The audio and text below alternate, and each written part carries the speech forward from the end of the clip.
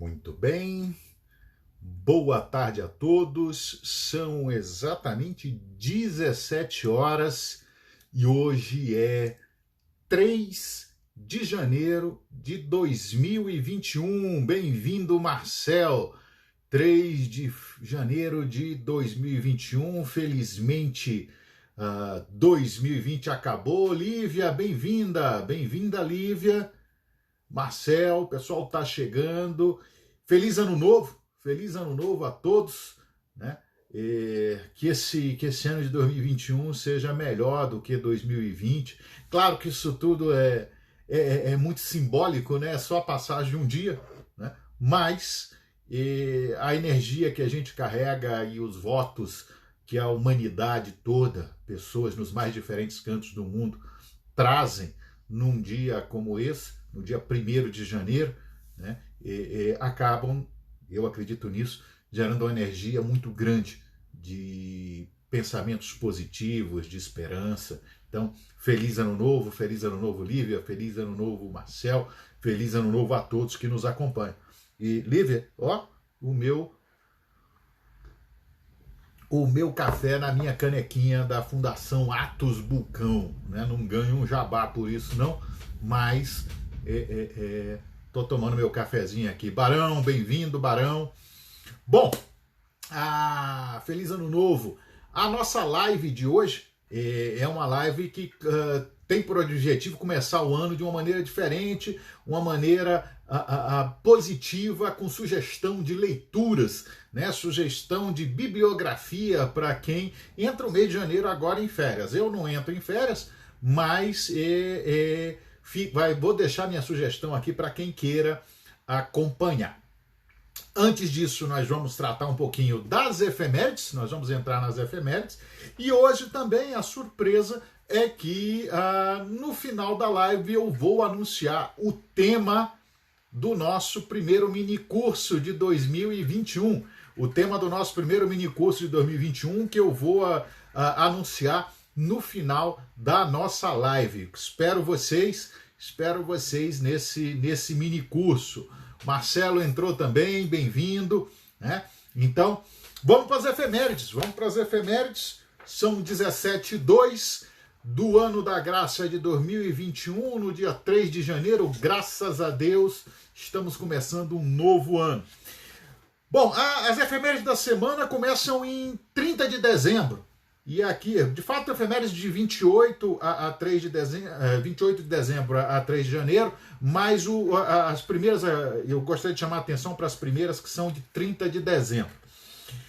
30 de dezembro de 1916, Marcele chegou também, Marcele que ganhou o livro ontem, Marcele ganhou o livro dela ontem, né? A gente já divulgou aqui a feliz ganhadora do livro, porque Marcele, assim como Barão, Lívia, participaram do nosso minicurso sobre Guerra Fria, e a gente sorteou um livro lá, né? E Marcele ganhou. Bom, olha que coisa interessante, foi no dia 30 de dezembro de 1916 que o místico, o bruxo, o sacerdote, como queiram chamar, Rasputin, ou Rasputin, Grigori Rasputin, foi assassinado. Ele foi assassinado por uma conspiração de aristocratas, né? Eu até anotei aqui, liderada pelo príncipe Félix Yusupov, e o assassinato de Rasputin, ou Rasputin, foi um dos eventos mais marcantes para a história da Rússia no século XX, quer dizer, ou pelo menos para aquele momento do final da monarquia, do final do regime dos czares. Rasputin era muito influente, junto à família imperial, né? Ele seria a única pessoa que conseguia melhorar o estado de saúde do Alexei, o herdeiro do trono, né? Que tinha hemofilia e vivia doente. E vivia doente o Alexei, e não havia médico, não havia padre, não havia quem conseguisse melhorar o estado de saúde de Alexei. E bem-vindos. E aí o Rasputin caiu nas graças da família imperial, sobretudo da imperatriz Alexandra e do próprio imperador, do próprio czar Nicolau, quando ele conseguia melhorar o estado de saúde, por ele conseguir, alguns dizem que até por hipnose, ele conseguia melhorar o estado de saúde do jovem, do Tsarevich, né, do filho do czar. E com isso gerou muito ódio, era um sujeito muito peculiar e de toda maneira era o bruxo que influenciava os Romanov, o bruxo que influenciava os últimos Romanov. E aí ele vivia dizendo que se acontecesse alguma coisa com ele, a monarquia cairia também. E de fato, no dia 30 de dezembro de 1916, essa conspiração do príncipe Félix Yusupov acabou matando, né, assassinando Rasputin, ou Rasputin. Ele é convidado ao palácio do príncipe, né, a residência do príncipe, e o episódio do assassinato, da morte de Rasputin foi muito peculiar. Eles primeiro teriam tentado envenenar o bruxo, o mago, o místico, o padre, né? Eles tentariam envenenar o Rasputin, né? Tentaram, segundo consta, com vinho e um bolo com cianureto, só que não aconteceu nada, não teria acontecido nada com Rasputin. Né? E aí, no segundo momento, eles pegam em armas, eram 3 ali que estavam para matar o bruxo, atiraram nele, ele levou vários tiros, e não morreu e fugiu. Fugiu do palácio. E aí eles foram atrás dele, perseguiram, encheram ele de pancada, botaram ele no carro do príncipe, do Félix Yusupov, botaram ele no carro do príncipe, rodaram por São Petersburgo todo e no final das contas jogaram o corpo no Rio Neva. No Rio Neva ele foi encontrado ali 3 dias depois. Então, foi um sujeito muito duro de morrer. Consta que a morte do Rasputin foi um evento, no mínimo, curioso. E a profecia do bruxo se cumpriu. A profecia do bruxo se cumpriu porque ele é assassinado em 30 de dezembro de 16, e em março, dependendo do calendário, né? Acho que foi 26 de fevereiro, ou 7 de março no nosso calendário, e Nicolau II abdicou. A dinastia Romanov caiu por terra menos de 4 meses depois. Né? Então é um evento que aconteceu no dia, a primeira efeméride, eu estou falando só da primeira efeméride, do dia 30 de dezembro de 1916. Coincidentemente, foi também no 30 de dezembro de 1922 que foi fundada, foi instituída a União das Repúblicas Socialistas Soviéticas. A União Soviética foi criada, né, pelo Conselho dos Sovietes exatamente no dia 30 de dezembro de 1922, ou seja, 6 anos depois da morte do Rasputin, né? E após a Guerra Civil Russa, onde milhões morreram, e após a morte dos Romanovs. Os Romanov morrem em julho, são assassinados, brutalmente assassinados em julho de 1918. Né? Então, 4 anos depois, a União Soviética é criada. E por as coincidências, por isso que eu gosto de trazer essas efemérides, é interessante que a União Soviética é criada em 30 de dezembro de 1922 e ela acaba formalmente, né, em 25 de dezembro de 1991. Né? Ou seja, 70 anos depois, menos de 70 anos depois, aquilo acabou em dezembro também. Né? Os últimos trabalhos do Soviético Supremo aconteceram no dia 26, quando eles encerraram, puseram termo ao país. O país acabou. Está dissolvida a União Soviética. Né?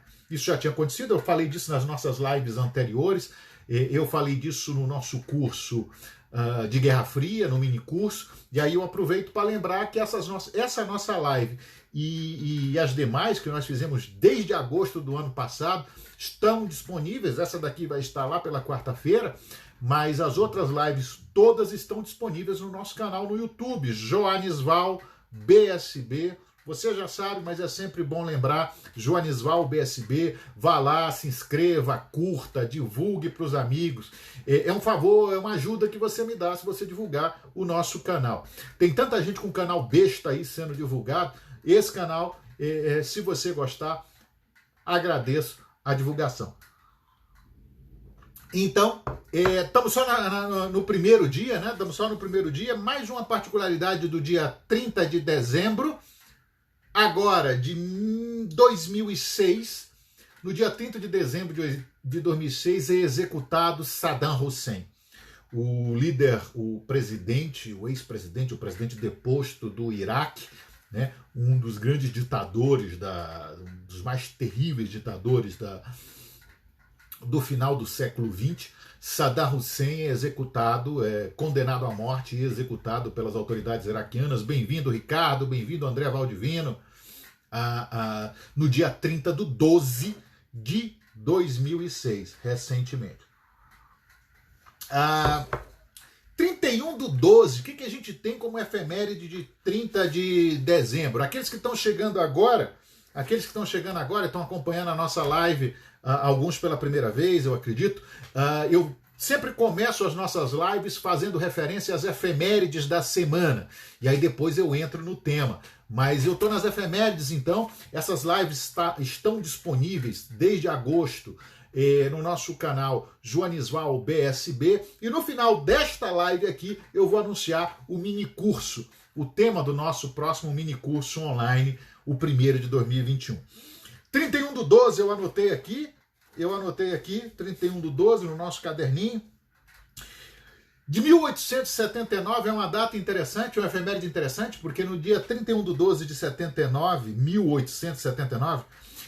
Thomas Edison faz pela primeira vez a demonstração da lâmpada incandescente em público. Então, eu acho fascinante isso. 1879, quer dizer, um pouco mais de um século, né? Hoje isso é uma realidade, é algo natural, a lâmpada. Imaginem as pessoas que antes de 1879 não conheciam esse hábito simples de se acender uma lâmpada, né? Então eu registrei essa efeméride. Mas também no dia 31 do 12, para a gente seguir, de 1951, e a gente falou disso no nosso mini curso sobre Guerra Fria, chega a termo o Plano Marshall. O Plano Marshall, que foi o plano conduzido pelos norte-americanos para a reconstrução da Europa ao final da Segunda Guerra Mundial. Quem fez o minicurso acompanhou bem filmes sobre o Plano Marshall e a nossa conversa sobre o Plano Marshall, e que na época teria destinado entre 47, salvo engano, e 51, teria destinado algo em torno de 13 bilhões de dólares da época para a reconstrução da Europa, o que hoje daria algo em torno de 300 bilhões de dólares para a reconstrução do continente. Na moeda de hoje, seria mais ou menos o que o Plano Marshall investiu na Europa, né? E com isso, a Europa, a partir de 51, graças ao Plano Marshall, ganhou impulso, e nós tivemos a reconstrução e o restabelecimento das economias e das sociedades europeias. Então, 51 encerra-se o Plano Marshall. Em 1991, no dia 31 de dezembro, e olha que interessante, tem a ver com a efeméride que eu acabei de falar dela, 1991, no dia 31 de dezembro, agora sim, de maneira formal, todas as instituições oficiais da União Soviética cessaram suas operações, né? Todas as instituições oficiais da União Soviética cessaram suas operações. Acabou, né? Ou como diria Galvão Bueno, acabou! Acabou.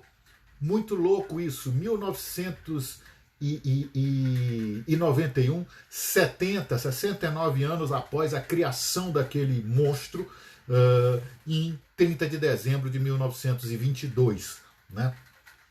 Também em 31 de dezembro de 92, um ano depois da dissolução da União Soviética, a Tchecoslováquia foi dividida. A Tchecoslováquia também deixou de existir e dali foram criados a República Tcheca e a República da Eslováquia. E o que é interessante, pela Revolução de Veludo, pela chamada Revolução de Veludo, que repercutiu no divórcio de Veludo, quando aqueles dois países se separaram pacificamente. E a gente fala disso também no nosso minicurso sobre Guerra Fria. Quem perdeu, perdeu. Aqui em Franca, a Lívia está falando, está armando uma tempestade, a internet está caindo sem parar. Aqui está chovendo também. O dia hoje foi de sol em Brasília pela manhã, mas agora está chovendo. Então, vamos tocando. Deus nos ajude que nós consigamos terminar a nossa live, porque nunca se sabe o que pode acontecer com essa chuva aqui. Mas vamos em frente. E o dia foi de sol hoje. Em 99, no dia 31 de dezembro de 99, os Estados Unidos devolvem ao Panamá o canal do Panamá e a zona do canal. Eu estou vendo o Ricardo Esteves, que morou lá na cidade do Panamá, né? E conheceu e vivenciou essa mudança, né, dos Estados Unidos de 99, quando os americanos devolvem o canal do Panamá por eles construídos ao país, ao Panamá. 1º de janeiro, dia universal da paz, universal da conciliação dos povos, mas qual é a origem de 1º de janeiro como início do ano? A origem de 1º de janeiro como início do ano é de 45 a.C., quando Júlio César estabelece o calendário juliano. Então, em 1º de janeiro de 45 a.C., Júlio César estabeleceu o calendário juliano e, com isso, o ano começava a partir daquela data. A partir daquela data, a partir do 1º de janeiro, antes era em março, né? Antes era em março, por volta do dia 22 de março, que o ano começava. Mas, com o calendário juliano estabelecido em 45 a.C., nós começamos a comemorar o início do ano em 1º de janeiro. Então, efeméride interessante. Juliane entrou, Lara, Eduardo, bem-vindos. Eu estou falando ainda das efemérides, que tem muita coisa dessa semana para falar, mas já eu começo a falar dos livros. Bom, em 1502, 1º de janeiro de 1502, exploradores portugueses, essa é uma efeméride interessante, chegam na Baía da Guanabara e pensam que aquilo é uma foz de um rio. E é exatamente isso que vai dar origem ao nome do Rio de Janeiro. São Sebastião do Rio de Janeiro, a foz do Rio de Janeiro é descoberta pelos portugueses no dia 1º de janeiro de 1502, acreditavam que aquilo ali fosse um rio, né? E ali seria fundada a cidade, a segunda cidade mais populosa do Brasil, São Sebastião do Rio de Janeiro. Não sei se a maior parte dos cariocas sabe que o nome da cidade é São Sebastião. Bom, em 1801, eu anotei aqui, também no dia 1º de janeiro, ocorre a união legislativa entre os parlamentos da Irlanda e da Grã-Bretanha. Com isso, os dois reinos da Irlanda e da Grã-Bretanha são unificados e se tornam, como o nome já diz, o Reino Unido. O Reino Unido é fundado efetivamente, o Reino Unido da Grã-Bretanha, Escócia, Irlanda, é fundado em 1º de janeiro de 1801. Então a gente só pode falar de britânicos efetivamente a partir de 1801. Antes disso, são os ingleses. Claro que a gente mistura, mas é só uma data que tem que ser lembrado, né? 1801, diga-se de passagem, quando é fundado o Reino Unido. Também agora, neste ano, em 1º de janeiro de 2021, o Reino Unido deixa de fazer parte da União Europeia, deixa de fazer parte dessa união de países europeus, fundada lá atrás com as comunidades europeias, em 57, né, e que o Plano Marshall foi influente nesse processo, né, e graças ao Brexit, a partir do dia 1º de janeiro deste ano, né, o Reino Unido não está mais unido à União Europeia, se me permitem o trocadilho, né, ou os trocadilhos. Também foi em 1º de janeiro de 1999 que a Europa adotou, a União Europeia adotou o euro, foi adotada a zona do euro a partir de 1º de janeiro de 1999. Claro que nem todos os países da União Europeia adotaram o euro, por exemplo, a Suécia, o próprio Reino Unido, quando pertencia, não adotou o euro, mas, de toda maneira, entrou em circulação, começou a ser adotado em vários países, países importantes da União Europeia, essa nova moeda, com um banco central independente, com autoridade monetária independente, né? E que, sem dúvida nenhuma, é um marco importante na história da Europa e do bloco. Em 2016, essa é uma data que eu não gosto muito.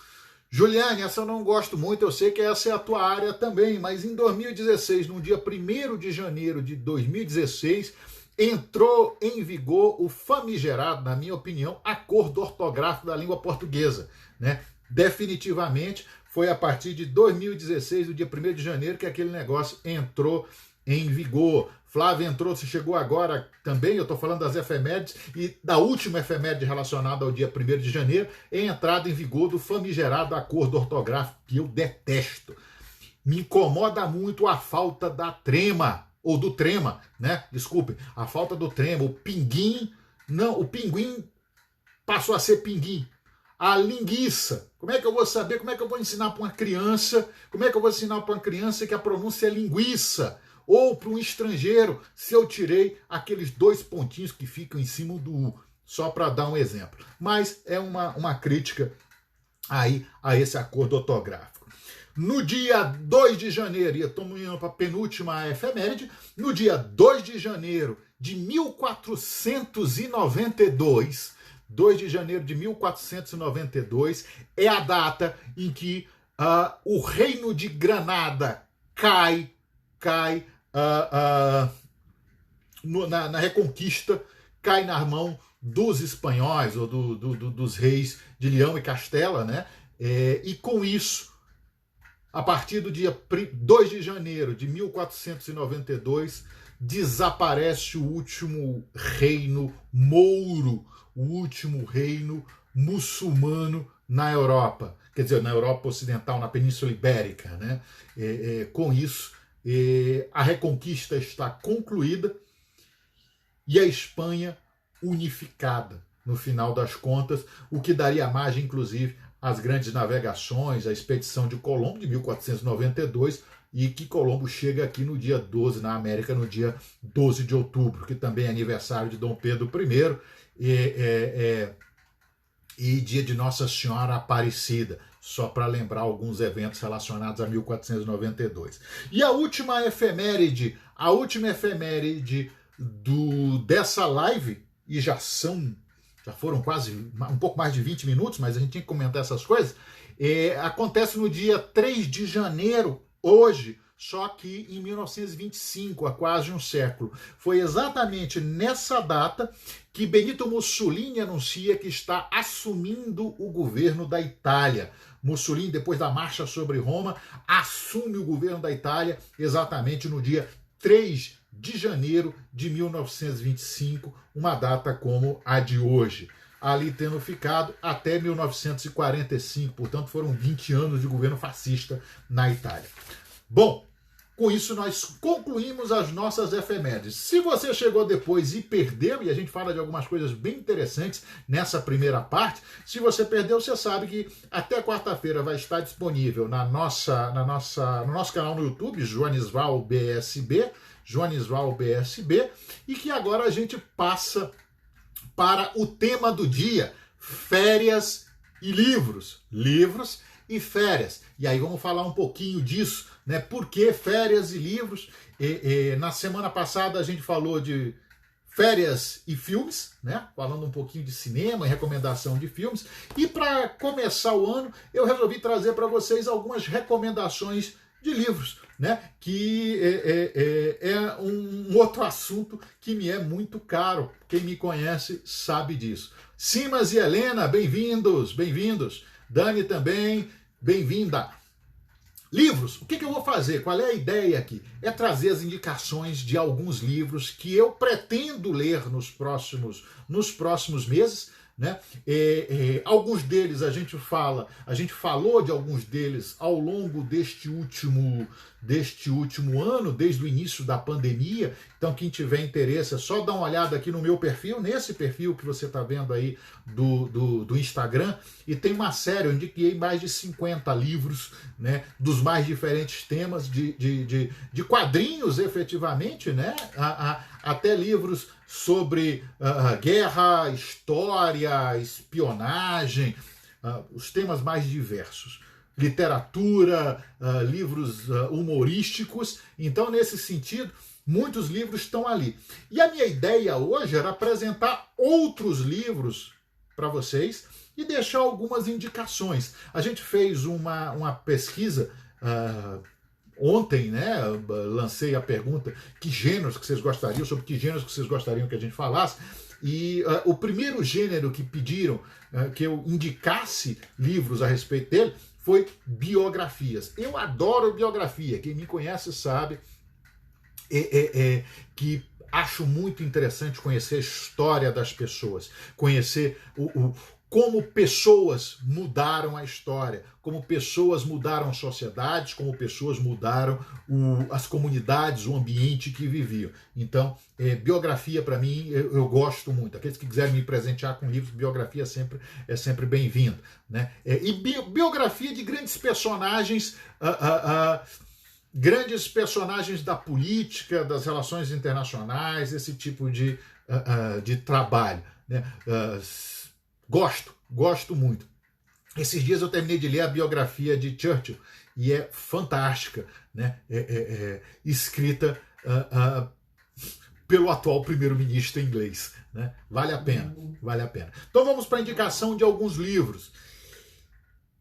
Antes de entrar na indicação do primeiro livro, eu só lembro que ao final dessa live eu vou anunciar o tema do primeiro minicurso online de 2021, que vai ser nos dias 2 e 9 de fevereiro, 2 terças-feiras, das 20 às 22. Depois eu vou trazer maiores informações e o tema, mas quem fez, a gente tem alguns aqui que estão nos assistindo que fizeram os minicursos, né? Bom, o resultado foi muito positivo. O primeiro foi sobre Guerra Fria e o próximo, no final da live, eu anuncio qual vai ser o tema. Bom, a primeira biografia que eu queria indicar aqui é um livro que eu comecei a ler, eu ainda não acabei, eu estou lendo pelo Kindle e também no formato físico. É melhor para ler o Kindle durante a noite, quando a gente não enxerga, né? A letra cresce no Kindle. Mas eu estou lendo e já estou com 25% dele concluído, né? Aí você vai me dizer, 25% não é nada. É um livro de 1.140 páginas. Tá? Mas é um livro fascinante. Esse daqui, ó. Claro que vocês estão vendo aí invertido, né? Mas eu vou ler para vocês. É o Stalin, do Stephen Kotkin. Stalin é o primeiro de 3. É uma biografia, eu considero a biografia definitiva de Stalin. É o primeiro de 3 volumes. E esse primeiro volume tem 1.140 e poucas páginas, né? Para ser mais preciso, 1.141 páginas. Mas é um livro fascinante. E por que esse livro, eu achei esse livro fascinante? Eu já indiquei ele aqui, né? Stalin, Paradoxos do Poder, primeiro volume, 1878-1928, porque ele não conta só a vida de Stalin. É um livro fascinante sobre a história da Rússia no final do século XIX e início do século XX. E, de fato, ele se dedica muito a contar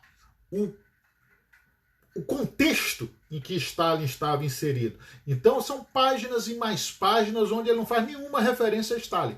Mas ele descreve, por exemplo, como é que foi a Revolução Russa de março de 17, o golpe bolchevique de outubro, novembro, as relações entre os líderes bolcheviques ali, as mudanças que foram realizadas, a brutalidade com que os bolcheviques conduziram a tomada ao poder e a consolidação. Então, no final das contas, é uma história, é um livro que conta uma história fantástica sobre a Rússia e a União Soviética, né? Sobre aquele processo de mudança, a guerra civil, as forças. E é um livro que flui muito facilmente. O Kotkin, ele é professor nos Estados Unidos, é professor de história, é especialista em União Soviética e Rússia, e ele conta, é quase um romance, como ele conta a história desse período da Rússia, né? E, portanto, fica aqui a indicação a primeira biografia, Stalin, Paradoxo do Poder, Stephen Kotkin. Vale muito a pena. E repito, ele trata, no final das contas, pelo menos até agora, como eu disse, eu estou em 25% do livro, mas ele trata de uma forma muito interessante de Stalin, porque não é focado só em Stalin, mas ele traz uma apresentação, uma análise da Rússia como um todo naquele momento histórico. E já que eu estou falando de Rússia e gosto de indicar biografias, uma biografia que eu pretendo ler nos próximos meses é essa daqui, ó. Essa daqui, você vai ver invertido, mas eu vou ler para você, que é Pedro Grande, Sua Vida e Seu Mundo, do Robert Massie. O Robert Massie é um dos grandes especialistas, é um dos grandes conhecedores de história da Rússia e de biografias dos monarcas russos, dos soberanos russos. Ele escreveu uma de Pedro Grande, ele escreveu uma série de livros sobre os últimos Romanov, Nicolau e Alexandra, a família Romanov, as meninas. Então, é alguém que é um profundo conhecedor do período. E essa biografia, particularmente, ele ganhou vários prêmios por ela, é a biografia que alguns dizem ser a biografia definitiva. Ela também é bem volumosa, tem mais de 1000 páginas, né? Mas o Massie escreve muito bem também. Essa é a biografia sobre o primeiro grande Romanov, alguns diriam. Os Romanov, eu costumo assinalar 3 grandes Romanov, ou 4, porque Nicolau II não pode ficar fora disso. Eu tenho muita admiração por Nicolau II, mas na história da Rússia a gente tem Pedro o Grande, né, que funda uma nova Rússia e constrói São Petersburgo e ocidentaliza a Rússia. Catarina a Grande, né? Catarina a Grande, que não era Romanov, ela se casou, né, com o czar, mas era alemã, mas Catarina a Grande é a grande mulher da história da Rússia, né? E Alexandre II, avô de Nicolau II, que é o grande reformador da Rússia em meados do século XIX e que é assassinado na década de 80 pelos revolucionários, inclusive pelo irmão mais velho de Vladimir Ilyich Ulyanov, Vladimir Lenin. Então são essas 3 grandes figuras da história da Rússia e mais Nicolau II. E esse livro aqui é uma recomendação de biografia muito interessante sobre o Pedro I, o grande czar russo. E já que nós estamos falando de biografia sobre russo, eu tô monotemático. Ainda não, mas é que eu queria trazer algumas biografias que valem a pena. E como eu falei do Massie, que escreveu essa biografia de Pedro Grande, ele também escreveu essa daqui, ó, e eu pretendo ler mais adiante, ganhei de presente de Natal, a biografia de Catarina Grande. A biografia de Catarina Grande da Rússia, né? A maior czarina da história daquele país, indiscutivelmente. Então, ficam essas 3 biografias como sugestão. A biografia de Stalin, do Kotkin, e as biografias de Pedro I, ou Pedro Grande, e Catarina Grande, ambos da Rússia, escritas por Robert Massie. Fica a recomendação. Se você perdeu, se você chegou agora, o Márcio chegou aí e disse que eu li uns negócios muito engraçados sobre Pedro o Grande. Ele é uma figura interessante. Eu ainda não li essa biografia, eu pretendo ler nos próximos meses. Então depois eu te conto, né? E a gente conversa mais sobre isso.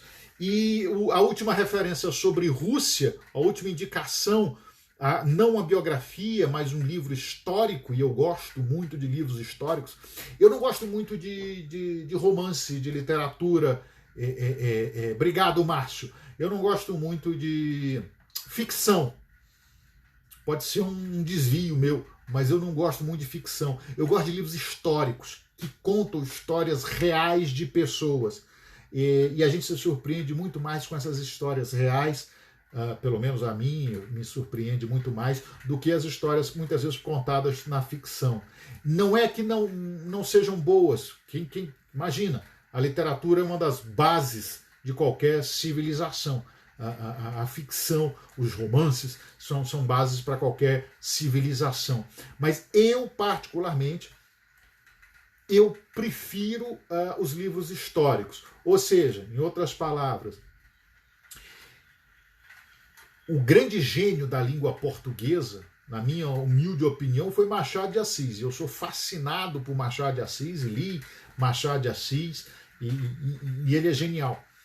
Mas, em termos de preferência, entre ficar refletindo sobre se Capitu havia traído ou não Bentinho num contexto ficcional, eu prefiro conhecer histórias de grandes traições reais, né? Então é por isso que eu gosto de livros históricos. E o primeiro livro histórico que eu queria indicar para vocês é esse daqui, ó, A Fome Vermelha, também sobre Rússia, né? De Anne Applebaum. A professora Anne Applebaum é simplesmente uma das grandes conhecedoras, uma das grandes historiadoras do século XX, eu colocaria ela nesse hall, né?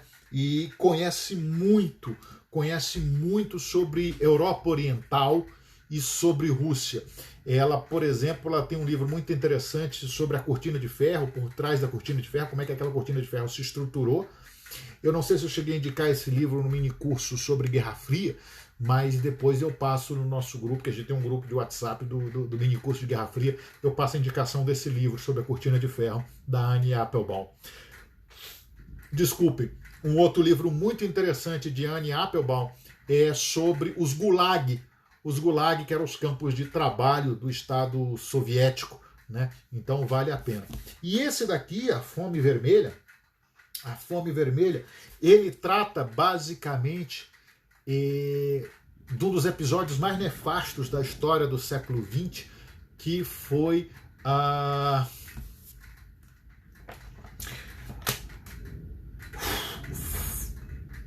eliminação dos camponeses ucranianos e da população ucraniana, uma parte importante da população ucraniana, por Stalin nas décadas de 20 e 30.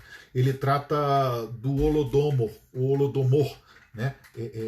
Que é o Holocausto ucraniano, né? Conduzido pelas autoridades soviéticas nos anos 20 e 30. É um livro muito forte, é um livro que conta o dia a dia e as manobras feitas pelo Estado totalitário, e naquela época era um Estado totalitário soviético, a mando de Stalin, primeiro a mando das lideranças bolcheviques, logo no início da União Soviética, e depois a mando de Stalin, para confiscar toda a produção agrícola dos camponeses, a produção dos camponeses ucranianos, eliminar a propriedade privada ali e os inimigos de classe, quem quer que fossem, né? E que no final das contas, um sujeito que tinha uma vaca, um pobre camponês que tinha uma vaca, era considerado inimigo de classe, era considerado kulak, não confundir com gulag, né? Kulak, e até a definição de kulak é controversa, né? Obrigado anotando as suas indicações.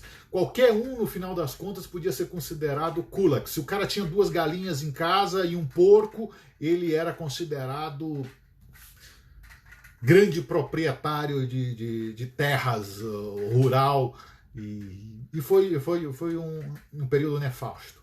Foi um período nefasto, foi o grande holocausto dos ucranianos, e movido pelas autoridades soviéticas. O que faz com que eu tenha cada vez mais desprezo e ojeriza por tudo que está relacionado à criação de um Estado como aquele. Né? Alguns me perguntam, acho que o Márcio já perguntou isso uma vez, ou foi o Barão das Capivaras, mas o senhor gosta de União Soviética, eu gosto de estudar Rússia, eu me interesso por Rússia, eu tento entender como é que se chegou a extremos como aquele no auge do totalitarismo soviético, até para que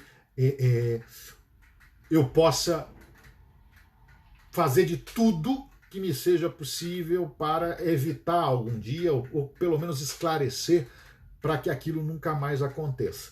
Então eu tenho pavor e ao mesmo tempo um interesse muito grande em conhecer sobre esse período da história na Rússia, porque aquilo mudou muito aquela sociedade. Então a gente tem que sempre estar alerta para esse tipo de coisa quando a ideologia tomou conta dos destinos de uma nação. Bom, então aqui eu encerro essas indicações de livros históricos sobre Rússia. E aí haviam me pedido alguma coisa sobre guerra, sobre a Primeira Guerra Mundial. E aí eu queria indicar esse livro do professor Sir, que fique bem claro, Max Hastings, Catástrofe, 1914, a Europa vai à guerra, sobre o início da Primeira Guerra Mundial. É um livro muito interessante sobre o início da Primeira Guerra Mundial, né? Como as sociedades europeias caminharam para aquilo. E vale muito a pena. O Hastings é um dos grandes historiadores militares, ele conhece muito sobre o período, e esse livro já é um clássico. Max Hastings, Catástrofe, 1914, a Europa vai à guerra. Tá? Para não ficar só em livros escritos por autores estrangeiros, eu queria indicar mais um, né? Sobre guerra, de certo modo, mas muito mais sobre sociedade, sobre uma parte interessante do Brasil. Esse livro aqui de Frederico Pernambucano de Mello, eu já citei Frederico Pernambucano de Mello algumas vezes aqui, Guerra em Guararapes e outros estudos. São vários estudos, são várias crônicas, várias reflexões de Frederico Pernambucano de Mello, né, sobre Pernambuco, sobre os conflitos ali, sobre a sociedade pernambucana, do período colonial, né? E depois também do período imperial. Vale muito a pena, são 30 crônicas, estudos, ensaios, né? Sobre o conflito naquela parte do Nordeste. Então é um livro que eu encontrei lá no Rio de Janeiro uma vez, não, em São Paulo, né? Ainda na época que tínhamos a Livraria Cultura lá, aqui de Brasília, não sei se continua em São Paulo, a de Brasília acabou, a Livraria Cultura do Lago Norte, né? Mas Guerra em Guararapes e outros estudos de Frederico Pernambucano de Mello, fica a indicação. E ainda sobre Brasil, eu peguei aqui de uma série, né?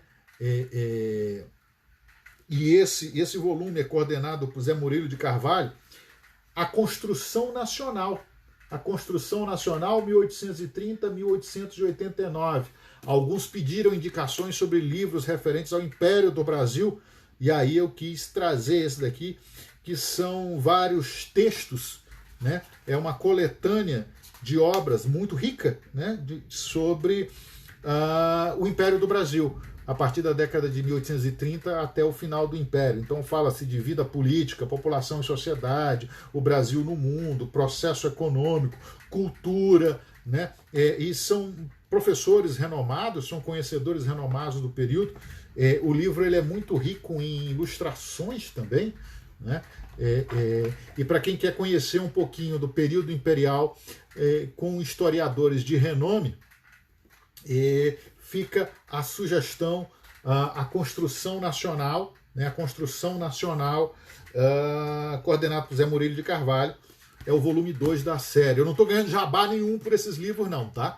Eu estou indicando porque eu acho que vale a pena para quem quiser sugestões de leitura nas férias. O Marcel está dizendo que continua assim em São Paulo. Você sabe, Marcel, eu me decepcionei muito quando eu cheguei no início do ano passado, em janeiro, na Cultura, lá do Conjunto Nacional em São Paulo, né? A Cultura. Eu fiquei triste com o estado que ela estava lá. No meu site, no Frumentários, eu chego a escrever sobre isso. Escrevi em 2018, eu creio, ou 2019, sobre os problemas relacionados ao mercado editorial brasileiro, né? E quem quiser é só procurar lá no joanisval.com ou frumentarios.com, tá como livro Um Péssimo Negócio, né? É um texto que eu escrevi a esse respeito. A cultura aqui em Brasília acabou, né? E em São Paulo ela se reduziu muito. Não sei, acabei de ver um relâmpago terrível aqui. Bom, essas são indicações de alguns livros. E para caminhar já para a conclusão, né? Svetlana acabou de chegar. Svetlana, eu fiz uma série de indicações de livros sobre Rússia. Svetlana é uma amiga professora de russo, né? E eu acabei de fazer uma série de indicações sobre livros relacionados à Rússia, né? Então depois você, e quem porventura tenha perdido essa live, lá para terça ou quarta-feira ela já vai estar disponível no meu canal no YouTube, Joanisval BSB. Joanisval BSB vai estar lá com as indicações de alguns livros, inclusive alguns muito interessantes sobre Rússia. Mon frère, comment ça va? Salut de Paris. Emmanuel, ça va? Je t'embrasse, mon frère. Um grande amigo de Paris, agora chegou aqui. Merci por m'attendre. Obrigado, Svetlana. Vou assistir a live de novo, ela disse aqui. Muito bom. Já caminhando para a conclusão dos nossos livros, me pediram livros sobre o Holocausto, sobre a Segunda Guerra Mundial e o Holocausto. E aqui a gente tem a grande obra sobre o Holocausto. É um livro curto, mas é um livro muito marcante, do Primo Levi, né? E esse livro é Isso, um Homem. À très vite, mon cher. Merci. E esse livro, É Isto um Homem? É a pergunta que Primo Levi se faz quando ele descreve a vida nos campos de concentração, no campo de concentração, durante o período nazista, no final da Segunda Guerra Mundial. É uma obra marcante, né? E é uma obra que além do caráter histórico, ele traz grandes reflexões sobre a natureza humana. Né? Grandes reflexões sobre a natureza humana. Obrigado, meu irmão Márcio, tá fazendo alguns elogios. Eu não vou ler os elogios, mas muito obrigado, meu irmão. Bondade sua. Então, Primo Levi, É Isto um Homem? Reflexões muito interessantes sobre o Holocausto, que é um período que também eu me dedico muito a estudar. De fato, há mais de 30 anos eu estudo Segunda Guerra Mundial, Holocausto, crimes de guerra, crimes contra a humanidade, e é um tema que me atrai. Exatamente porque é uma maneira de eu tentar entender a natureza humana.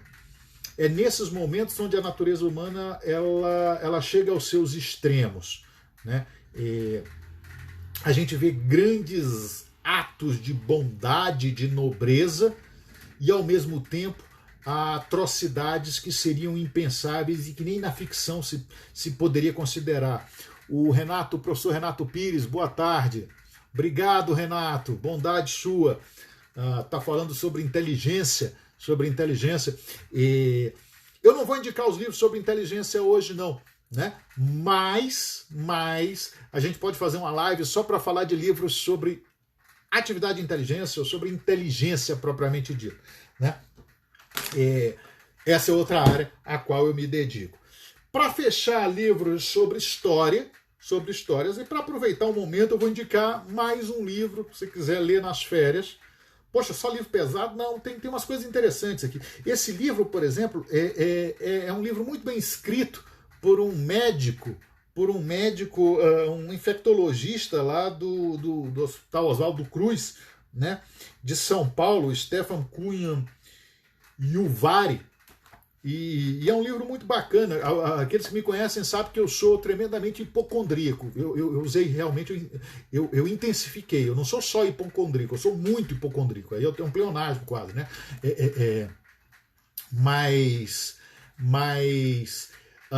Tremendamente hipocondríaco, e eu me dedico também há muito tempo a estudar doenças, né? Ou a proliferação de epidemias. E aí eu queria indicar esse livro aqui, ó. Não sei se você está vendo, deve estar vendo invertido, é claro. A História da Humanidade Contada pelo Vírus, do Stefan Cunha Uvari. E ele faz um relato muito interessante de como malária, sífilis, tuberculose, ebola, gripe, AIDS, sarampo têm atacado a humanidade desde sempre. Eu que gosto dessa temática, e num momento como esse de pandemia, em um momento como esse de pandemia, vale a pena conhecer. O Marcelo está me perguntando aqui, poderia indicar algum livro sobre monarquia no Brasil?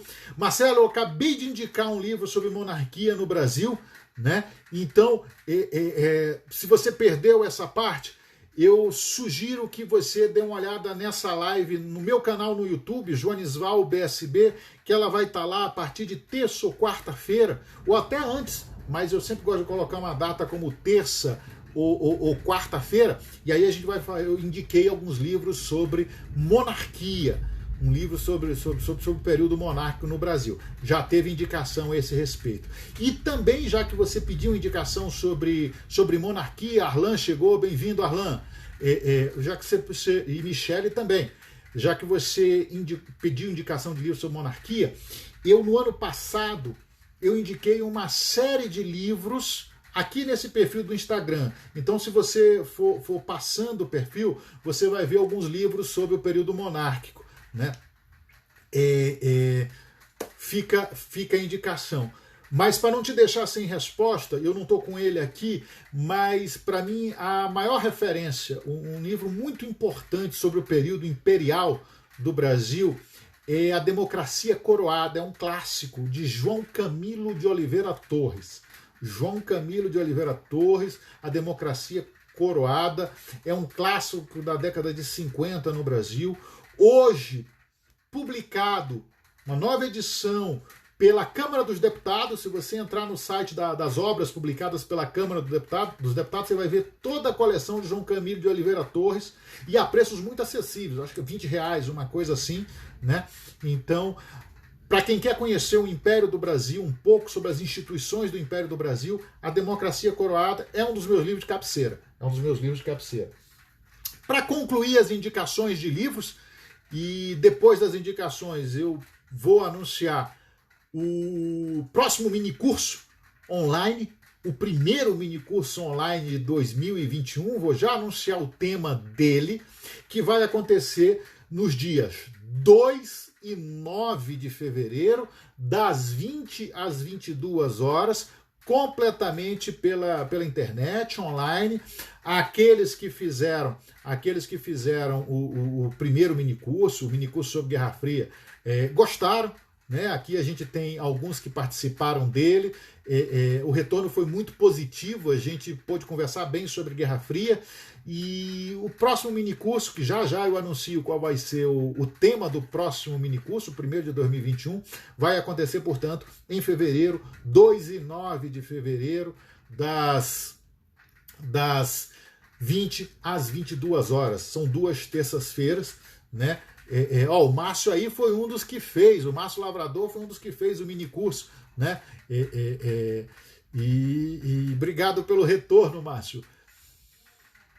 Já já eu falo dele. Para fechar, literatura. Pô, você não gosta de literatura, mas eu gosto de alguns livros, alguns autores, e eu gosto muito de contos e crônicas. E tem um livro que eu descobri há alguns meses, e a capa dele já me chamou a atenção. O nome desse livro, olha que capa louca, o nome dele a Lívia também disse que gostou muito do nosso minicurso. Vocês são bem-vindos e tem desconto no primeiro minicurso de 2021, tá?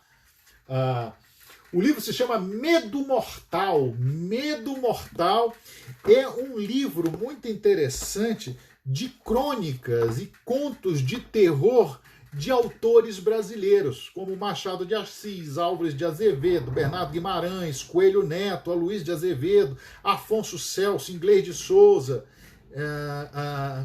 João do Rio, Humberto de Campos. São vários, é uma coletânea, portanto, de contos de terror de autores brasileiros. Para vocês terem uma ideia, de Machado de Assis, a gente tem A Igreja do Diabo, A Vida Eterna, Um Esqueleto, Sem Olhos, A Causa Secreta, Pai contra Mãe.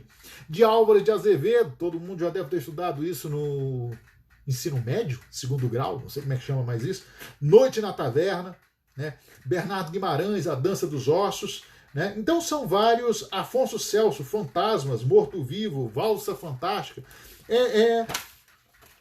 É um livro para quem gosta de se distrair com ficção e literatura mais de terror ou coisa parecida. Então fica a indicação desse livro, né? Que se chama de novo, a capa. Ele não tem o título na capa, já é interessante pelo formato dele, né? Mas se chama Medo Imortal. Tá? Coletânea da Dark Side. Tá? Com isso, nós vamos agora para o último livro que eu queria indicar, e essa daqui é uma indicação que eu disse que eu ia fazer para uma pessoa muito querida que está nos acompanhando, Márcio Barcelos. Márcio Barcelos, meu amigo, meu irmão lá do Rio Grande do Sul, né? Eu tenho indicação de livro para ele, né? Especialmente para o Márcio. Acho que ele vai gostar desse livro. É um livro do Marcos Gadelha. Dicionário de Cearês. Dicionário de Cearês. Olha, Ivanilde não precisa desse dicionário. Estou vendo a Ivanilde aí, não precisa desse dicionário. Termos e expressões populares do Ceará. É um livro bem engraçadinho, né? Um livro bacana, pequenininho, como você pode ver, né? Dicionário de Cearês, né? E esse daqui é o Márcio aparecendo aí, Márcio Barcelos, porque o meu querido Márcio Barcelos, ele me manda constantemente termos que são utilizados num outro país, uma outra língua, que é o Rio Grande do Sul, né? Eu não sei se a Ju está aí ainda, mas ele me manda termos que só são conhecidos, né, nesse país. O gauchês é mais amplo, ele está dizendo, ó, o gauchês é mais amplo, abarca todas essas e mais outras. Sei não, macho. Por exemplo,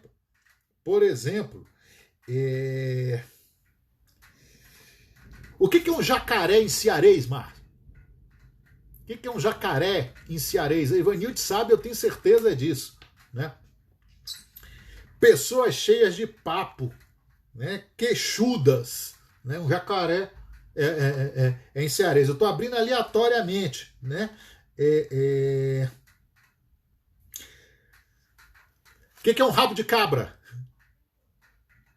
Rabo de cabra, outra expressão em cearês, é alguém sem valor, é alguém sem valor.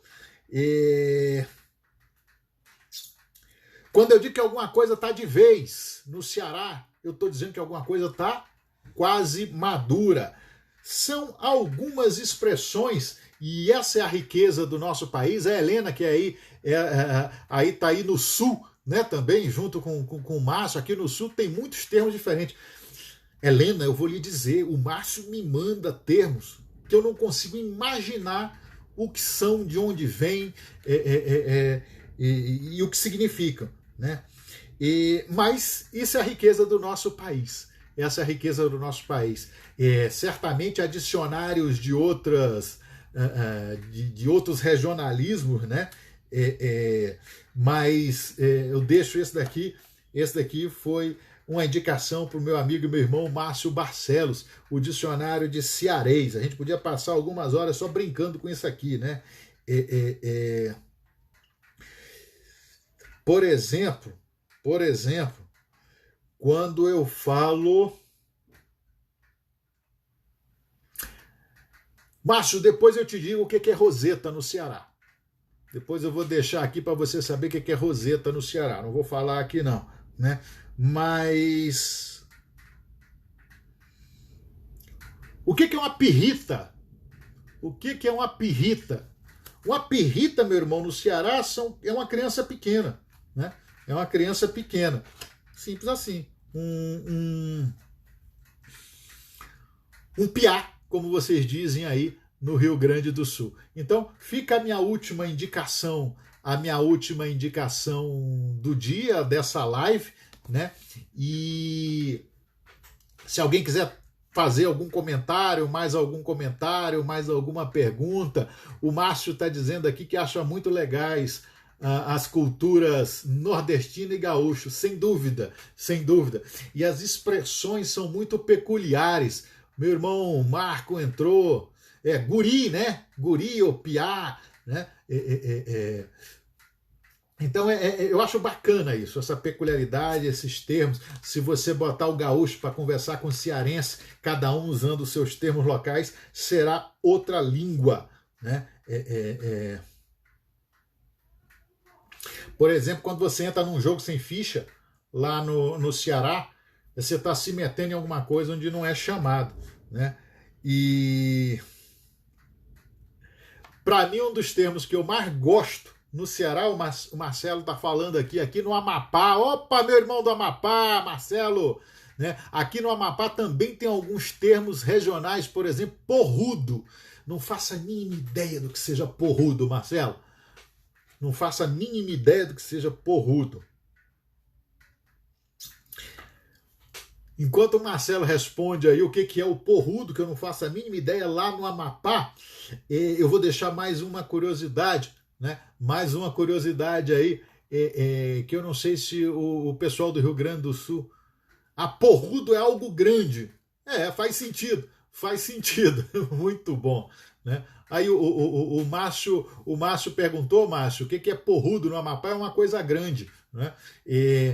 E o que é botar boneco no Ceará? Todo cearense usa essa expressão e conhece bem, botar boneco. Eu não sei se vocês aí no Rio Grande do Sul conhecem isso, né? Mas botar boneco, o que é botar boneco no Ceará? Alguém sabe o que é botar boneco no Ceará? Enquanto o pessoal aí pensa, eu vou anunciar, para botar boneco mesmo, eu vou anunciar o tema do nosso próximo mini curso online. O próximo mini curso online, que vai acontecer nos dias 2 e 9 de fevereiro. O Márcio está perguntando, é engravidar? Não é. Né? Ivanilde, você não pode contar, Ivanilde, o que é que você é cearense? Né? O próximo mini curso que a gente vai ter nos dias 2 e 9 de fevereiro, das 20 às 22 horas, mini curso online. O tema do próximo mini curso será... Querem saber, né? Prisioneiros da geografia, conversando sobre Rússia e China. Prisioneiros da geografia, conversando sobre Rússia e China. A gente vai conversar nessas duas aulas do minicurso sobre esses dois grandes países, sobre um pouco sobre história, sociedade, cultura e como a geografia influencia nas decisões das autoridades nesses dois países, como a geografia influencia nas decisões com relação à sua sociedade interna e ao mundo. como a geografia faz com interfere no processo decisório e nas ações da Rússia e da China. Então, prisioneiros da geografia, conversando sobre Rússia e China, será o nosso primeiro minicurso, de 2021, nos dias 2 e 9 de fevereiro. Né? Então a gente tem um mês para se preparar, vai ser muito legal. Os nossos veteranos, aqueles que foram alunos do nosso minicurso online sobre Guerra Fria, tem desconto, né? Prisioneiros da geografia. E aí, para botar boneco, gerar exatamente, a Lu acertou, a Luciana acertou aí, botar boneco é criar confusão, botar banca, criar confusão, gerar uma bagunça. Então, quando você diz que alguém está botando boneco, ele está criando caos. Não sei se vocês têm uma expressão semelhante aí no Rio Grande do Sul, viu? Ou em outros estados, né? O porrudo lá no Amapá, alguma coisa grande, eu não sabia, não conhecia essa expressão. Esse é o tema do próximo minicurso online. É o tema do próximo minicurso online, não expressões idiomáticas, não expressões regionais, mas o tema do próximo minicurso online é Prisioneiros da Geografia, conversando sobre Rússia e China. E a temática é exatamente essa. Como a geografia interfere no processo decisório, nas relações internacionais e nos projetos desses dois grandes países. O Márcio está dizendo que lá no Rio Grande do Sul é o balaqueiro. Balaqueiro, eu nunca ouvi falar nesse termo. Então, a gente aprende mais essa com vocês aí. Porrudo e balaqueiro, aprendi aqui. O Renato tá usando o ISO. Minas Gerais também tem um monte de termo muito específico, né? Trembão é coisa boa, é isso mesmo. Minas Gerais tem muito termo específico também, né? E essa é a riqueza do nosso país, a diversidade e, ao mesmo tempo, um país unido por uma língua que, apesar desses regionalismos, é uma língua maravilhosa.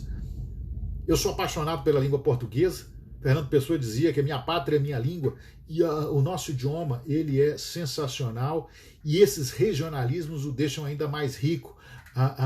Se você quer aprender alemão e francês, Culture and Languages, da Manuela, chegou aí comentando Países Tampão. A gente vai falar sobre isso nos Prisioneiros da Geografia, né? No nosso minicurso, né?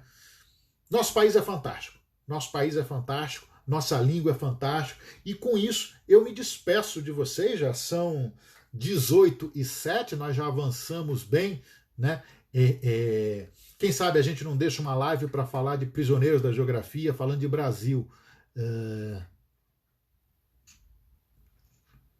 Como diria Ariano Suassuna, a língua portuguesa é nosso meio de trabalho, precisamos estudar sempre mais. É isso mesmo, exatamente.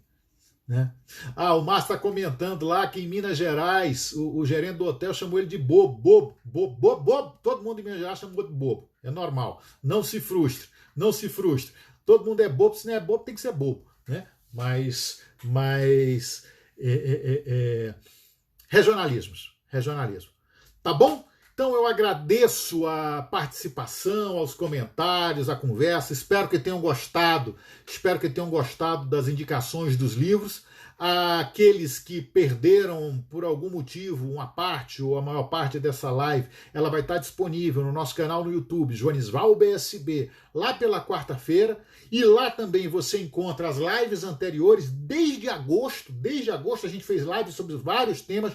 Todo domingo às 17 horas, por esse canal, a gente conversa sobre um tema diferente. Na semana que vem o tema também vai ser bem interessante, e se tudo der certo, a gente vai ter um convidado para falar de cinema e espionagem. Então, obrigado mesmo. As dicas estão lá, a live vai estar lá daqui a pouco, até quarta-feira.